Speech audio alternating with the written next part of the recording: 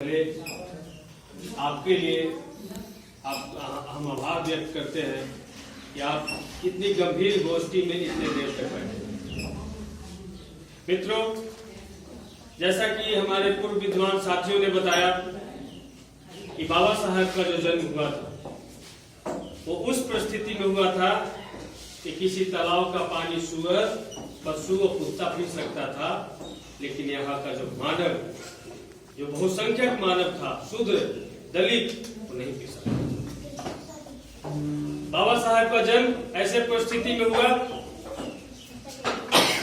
घोड़े और गधे का बाल इंसान काटता था, लेकिन यहाँ का अछूत समाज का बाल काटने के लिए तैयार नहीं होता था। ऐसे परिस्थिति में बाबा साहब का जन्म। लेकिन साथी, उस परिस्थिति से हम बहुत आगे निकल चुके हैं। जो जिस दौर से बाबा साहब गुजरे, आज उसी दौर से हम गुजर रहे हैं, लेकिन उसका रूप और रंग चेंज हो गया। अब उसको समझने की जरूरत है। आज जो हमारे नौनिहाल बच्चे जो बैठे हैं, हम तो पढ़ लिए, कुछ लोग नौकरी में भी आ गए, लेकिन आज जो वर्तमान परिस्थिति में जो षड्यंत्र चल रहा है पूरे भारत में, एक भी व्यक्ति हम नौकरी में ना आए, एक भी व्यक्ति हम सिर्फ पेपर पढ़ने तक ही शिक्षित रहे, इसकी तैयारी करें। इसको समझना ज्यादा जरूरी है। बाबा साहब ने 1931 में जो जात रूपी जो यहाँ जो शोषण चल रहा था, एक जात का एक जात का एक जात का, उसको लेकर के ब्रिटिश गवर्नमेंट पर दबाव बना करके यहाँ पर जातीय जनगणना करवाया था सबसे पहले। अभी कुछ दिन पहले आपके घर घर में जात गिनने आया था ना, उसी तरीका से 1931 में भारत में जात का गणना हुआ था, गिनती हुआ था। किस देश में किस जात के कितने लोग हैं, क्योंकि डॉक्टर अंबेडकर ने कहा था कि भारत में किसी व्यक्ति की पहचान उसके गुण से नहीं, उसके शरीर से नहीं, बल्कि उसके जात से होती है। इसलिए जात पहले की नहीं कि भारत में किस जात की कितनी आबादी है। तो इसलिए ब्रिटिश गवर्नमेंट ने जात गिनने का काम किया था, और 1931 में हमारी जाति अनुसूचित जाति, बाबा साहब ने ऐसे लोगों को मिलाकर के अनुसूचित जाति बनाया था जिनके साथ छुआछूत का भेद होता था, जिनके परछाई से धरती छुआ जाती थी, जिनके देखने से दिन खराब हो जाता था, जिनके चलने से सावा भीतर जमीन छुआ जाता था। ऐसे तमाम जातियों को मिलाकर के एक जाति बनाया, अनुसूचित जाति, जिसको शेड्यूल कास्ट बोलते हैं। और जो वनवासी थे, जो जंगल में रहते थे, जो आदि मानव के रूप में जिनका आदि कल्चर था, उनको एसटी शेड्यूल ट्राइब, ये दो जाति बनाए भारत के बहुत सारे जातियों को मिलाकर। तो उस समय अनुसूचित जाति की आबादी 15%, अनुसूचित जनजाति की आबादी 7.5%, और पिछड़ा समाज जो गुवार, कहार, बढ़ी, लोहार, तेली, तमोली, ये जितनी भी जातियां जो आप जानते हैं, इन तमाम जातियों का आबादी उस जमाने में 52%। तो जब बाबा साहब को संविधान लिखने का जब मौका मिला, इन्होंने संविधान सभा में लड़कर अनुसूचित जाति के लिए संवैधानिक व्यवस्था किया कि 15% नौकरी में और संसदीय व्यवस्था में इसको रिजर्वेशन मिलेगा। उसी तरीका से अनुसूचित जनजाति को 7.5% रिजर्वेशन का प्रावधान किया। लेकिन पिछड़ी जाति के लिए डॉक्टर अंबेडकर ने 52% रिजर्वेशन की मांग किया था। लेकिन उस समय के जो स्वर्णवादी जो मानसिकता के लोग थे, उन्होंने कहा कि पिछड़ों को रिजर्वेशन की आवश्यकता नहीं है, अब पिछड़ा का रिजर्वेशन नहीं मिला। इसी वजह से पिछड़ा को रिजर्वेशन कब मिला? सिपाही जी यहाँ बैठे हैं, जानते होंगे पिछड़ा वर्ग को रिजर्वेशन कब मिला? जब भारत में मंडल कमीशन का रिपोर्ट बीपीसी गवर्नमेंट ने लागू किया, तब जाके 52% आबादी वालों को मिला 27% रिजर्वेशन। तो 22.5% SC ST का रिजर्वेशन, 27% पिछड़ी जाति का रिजर्वेशन। इन दोनों के रिजर्वेशन को मिला दिए तो भारत में कितना रिजर्वेशन है? 49%, 50% से आधा % कम। लेकिन साथ ही अगर इनकी संख्या मिला दिया जाए SC, ST या OBC, तो इनका भारत में आबादी कितना है? इनका आबादी कितना है? SC, ST, OBC की आबादी अभी अगर जातीय जनगणना जारी हो जाए तो इस भारत का 90% आबादी इनका है। लेकिन 90% आबादी रहने के बावजूद आपको कितना परसेंट रिजर्वेशन मिलता है? 50% से आधा परसेंट कम। और जिनकी आबादी 10% इस देश में है, मुट्ठी भर लोग, उनको कितना रिजर्वेशन है? 50.5%। आपसे आधा परसेंट ज्यादा, 1% है। हाँ, आपसे 1% ज्यादा, आपसे 1% ज्यादा उनको रिजर्वेशन मिल रहा है। तो साथी 10% वालों के लिए 50.5% और 90% वालों के लिए 49%। इसको समझने के लिए हम सरल भाषा में समझा देते हैं। अगर यदि हम 100 लोग यहाँ बैठे हैं साथी, तो 100 लोग में से 90 लोग एक तरफ बैठिए और 10 लोग एक तरफ बैठिए। 90 लोग को खाने के लिए हम देते हैं 49.5 रोटी। तो जो 90 लोग को हम खाने के लिए 49.5 रोटी दिए, तो एक एक आदमी पे कितना रोटी पड़ेगा? आधा रोटी पड़ेगा, तनिक ज्यादा, आधा आधा मांगते हैं। लेकिन एक तरफ 10 लोग जो बैठे हैं उनको देते हैं 50.5 रोटी खाने के लिए, तो एक आदमी कितना रोटी खाएगा? 5 रोटी खाएगा। यही इस देश में होगा। एक आदमी 5 रोटी खा रहा है, एक आदमी आधा रोटी खा रहा है। तो जो 5 रोटी खा रहा है उसका आज गांव में भी घर ईटा का पीला का, और जो आधी रोटी खा रहा है उसका घर आज भी फूस का है। उसकी बेटी का विवाह समय पे नहीं होता है, उसके बच्चे का पढ़ाई समय पे नहीं होता है, उसका मरनी जीनी कोई भी चीज बगैर कर्ज का नहीं होता है। तो साथियों, इस देश में ऐसी व्यवस्था हमको लानी चाहिए जिसमें सबको कम से कम एक एक रोटी मिले।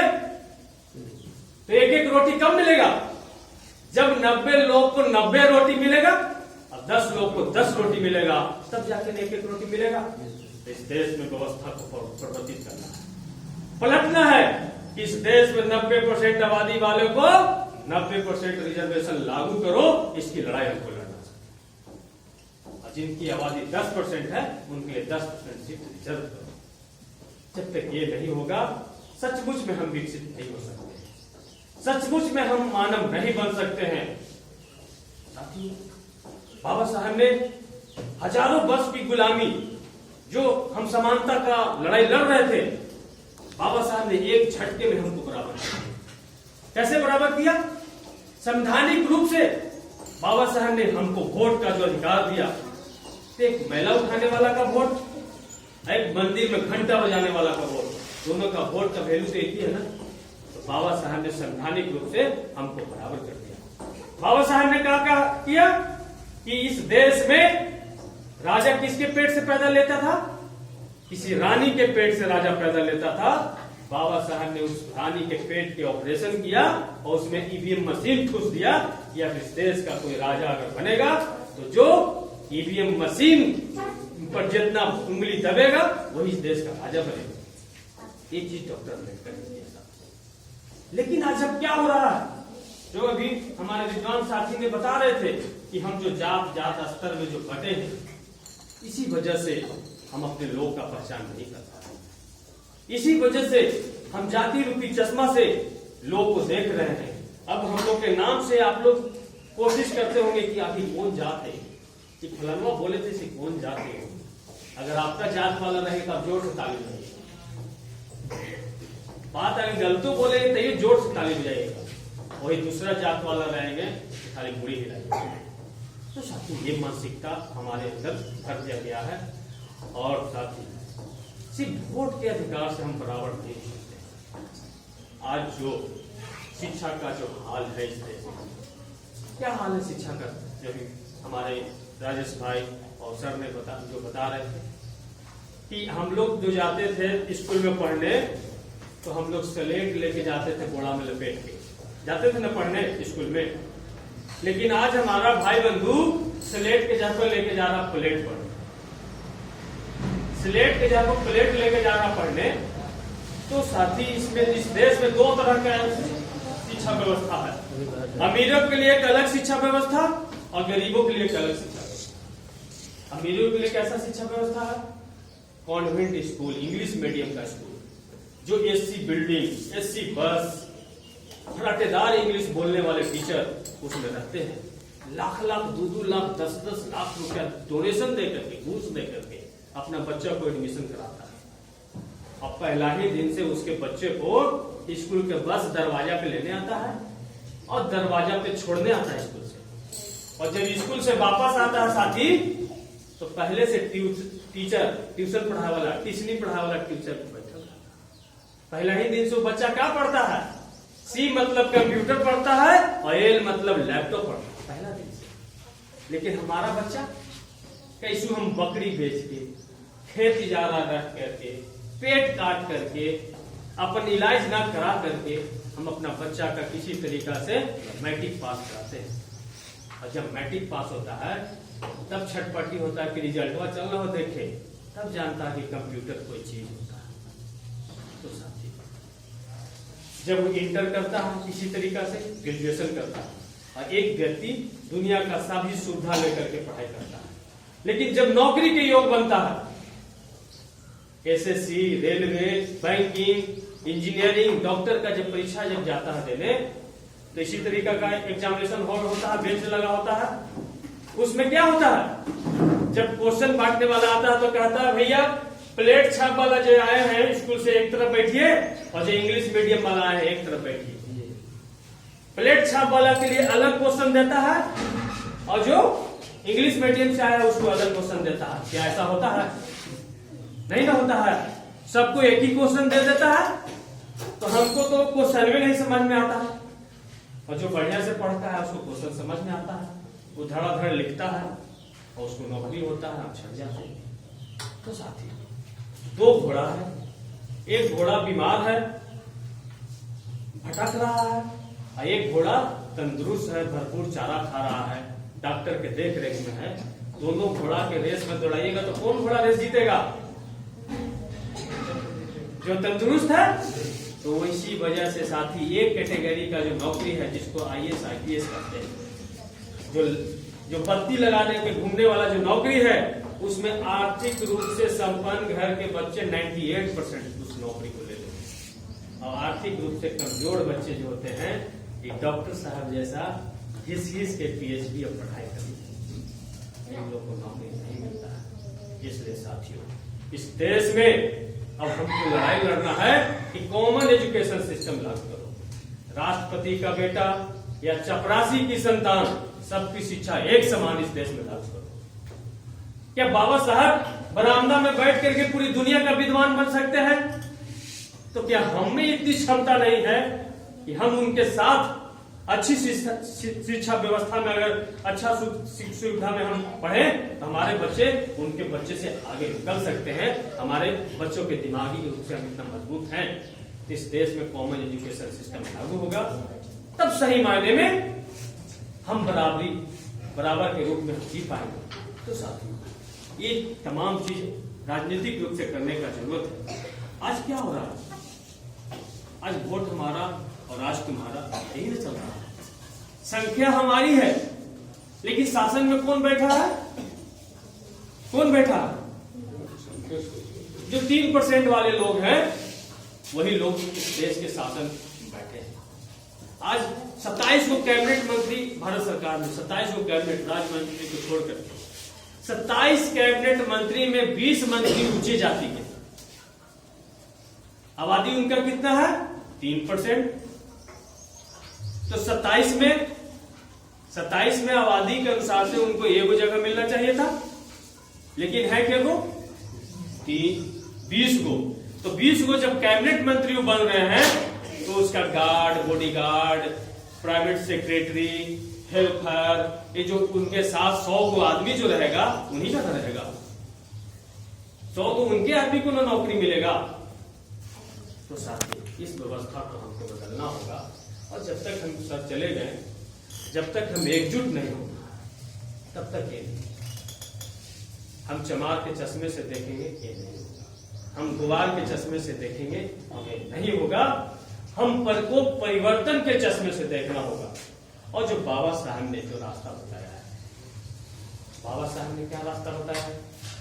बाबा साहब ने रास्ता बताया है कि इस देश के संसाधन में सब लोग का बराबर का अधिकार है ना। संविधान के प्रस्तावना में जाकर देखिए, हम भारत के लोग। तो हम भारत के लोग का मतलब क्या हुआ कि हम भारत के हैं और भारत के संसाधन में हमको मेरे बराबर की हिस्सेदारी है। लेकिन आज क्या हो रहा है? एक व्यक्ति के पास में हजारों एकड़ जमीन और एक व्यक्ति के लिए इंदिरा आवास बनाने का विषय। यह असमानता नहीं चलेगा। इस असमानता के खिलाफ हमको लड़ना। एक व्यक्ति के पास में इतना अखंड संपत्ति कि 7 पुश्त भी खाएगा तो खत्म नहीं होगा, एक व्यक्ति के लिए एक शाम का भोजन भी नसीब नहीं हो रहा। तो ऐसा भेदपूर्ण समाज को हमको बदलना होगा। तब बदलेगा जब हम एक एक व्यक्ति जागरूक होकर के अन्याय के खिलाफ लड़ना शुरू करेंगे। इसलिए हम बहुत देर से आप लोग हैं, हम बहुत बातें नहीं करेंगे। एक बात और करके हम अपनी बात को समाप्त करेंगे कि बाबा साहब ने अपने मरने से पहले 1956 में इन्होंने धर्म परिवर्तन कर लिया था। सब लोग जानते हैं कि नहीं जानते हैं? बाबा साहब ने कौन सा धर्म अपनाया था? बौद्ध धर्म। बौद्ध धर्म। तो बाबा साहब ने बौद्ध धर्म क्यों अपनाया? बाबा साहब जैसा विद्वान आदमी जिसने दुनिया का सभी तरह का किताब पढ़ा, सभी तरह का धर्मों का अध्ययन किया, 1000 दिन में बाबा साहब ने लंदन स्कूल ऑफ इकोनॉमी में 1000 दिन में बाबा साहब ने 16,000 किताबें पढ़ डाली।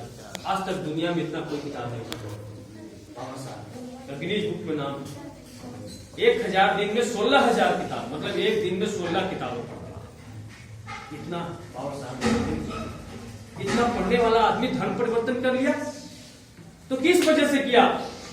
मुझे लगता है साथी कि जो हिंदू धर्म रूपी जो शासन इस देश में चल रहा था, जिसमें वेद पुराण जमाने में ही मंत्रिमंडल का बंटवारा हो गया था। इस देश में वेद पुराण के जमाने में ही मंत्रिमंडल बट गया था। क्या बटा था? इस देश का शिक्षा मंत्री किनको बनाया गया था? सरस्वती को। जिस देश का शिक्षा मंत्री सरस्वती हो और उस देश का 90% अंगूठा छाप हो, तो ऐसा शिक्षा मंत्री किस काम का?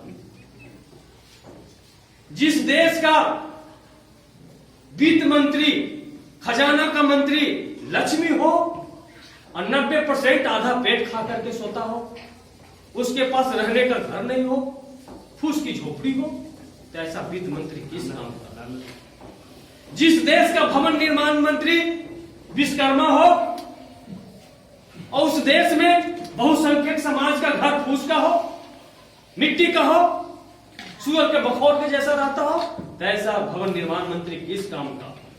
और जिस देश का खाद्य आपूर्ति मंत्री शंकर हो और जिसको अपने पहनने के लिए कपड़ा नहीं मिलता हो, जो अपने लंगा घूमता हो और 90% आवाम भूखे सोता हो, ऐसा खाद्य मंत्री किस काम का? और जिस देश का लव अफेयर मंत्री कृष्ण हो, जो 16,000 रानी रखता हो और लड़कियां जो नहाती हो उनका पेड़ पे चढ़ के उनका शरीर देखता हो और कपड़ा लेके भाग जाता हो, ऐसा लव अफेयर मंत्री हो और यहाँ के नारियों का इज्जत सुरक्षित नहीं हो, ऐसा लव अफेयर मंत्री किस काम का? तो इसी वजह से हमें लगता है कि डॉक्टर अंबेडकर ने निर्णय लिया कि जो शासन व्यवस्था आम आवाम के बहुसंख्यक समाज के हित में काम न करता हो, ऐसे शासन व्यवस्था को पलट देना चाहिए। वही काम डॉक्टर अंबेडकर ने किया। ऐसे शासन व्यवस्था को बदलो और समता रूपी जो गौतम बुद्ध का रास्ता है, जहां जन्म से मानव बराबर हो, जहां सबको बराबर अधिकार हो, जहां व्यक्ति श्रेष्ठ अपने गुण से बनता हो, ऐसा धर्म गौतम बुद्ध का धर्म था। उस गौतम बुद्ध के धर्म को डॉक्टर अंबेडकर ने स्वीकार किया। तो साथियों, आज क्या हो रहा है? सिपाही जी को बाबा साहब का रिजर्वेशन बहुत प्यारा लगता है। हमारे हरि मांझी को बाबा साहब के नाम पे जब टिकट मिल जाता है तो उनको बहुत प्यारा लगता है, और हम बच्चे को बाबा साहब के नाम पे छात्रवृत्ति मिलता है तो बहुत प्यारा लगता है। लेकिन बाबा साहब का रास्ता हमको प्यारा नहीं लगता है।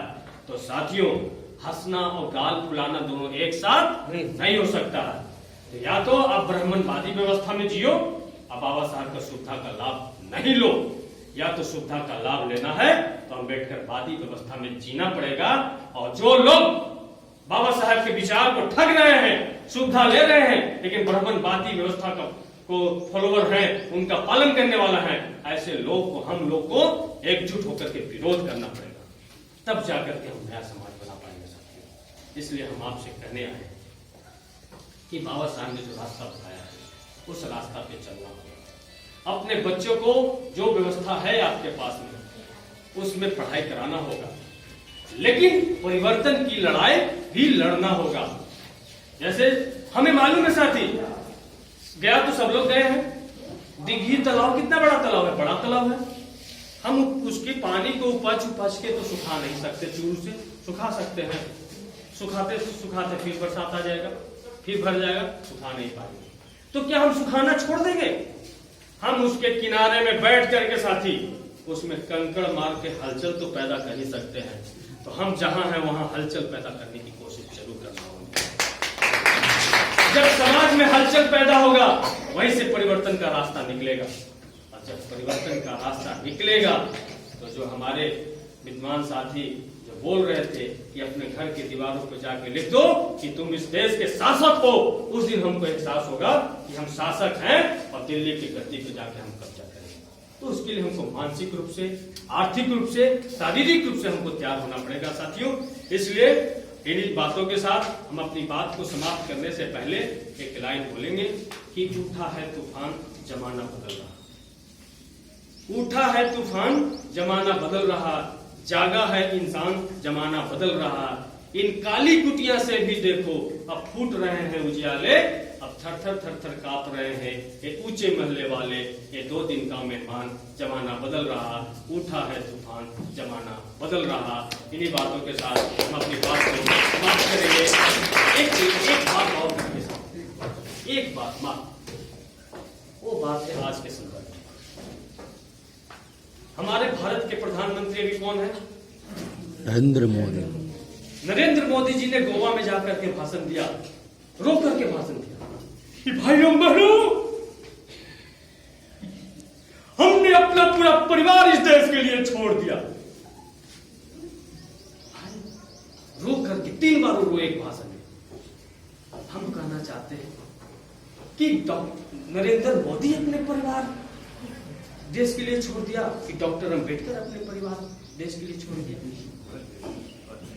हम कहना चाहते हैं नरेंद्र मोदी के कितने बेटे देश के लिए कुर्बान किया?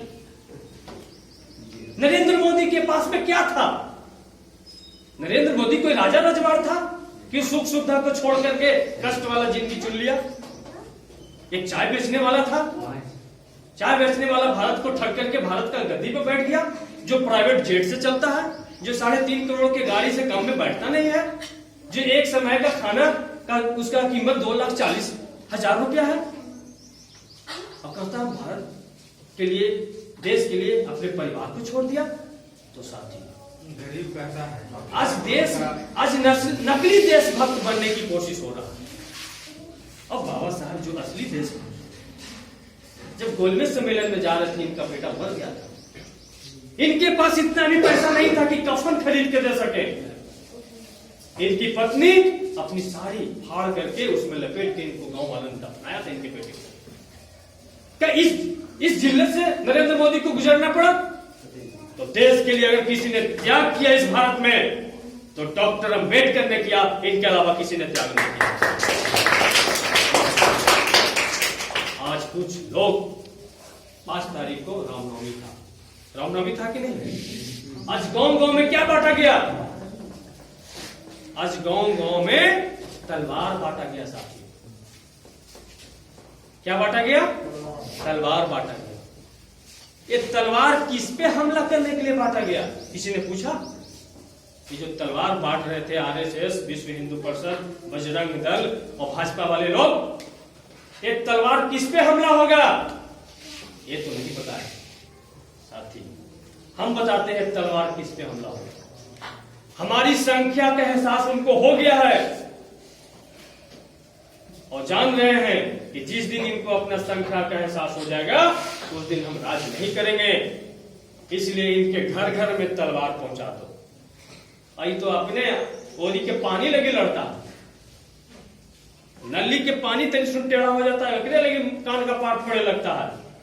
तो एक रही तलवार रहेगा तब न अपने में मारा काटी करेगा।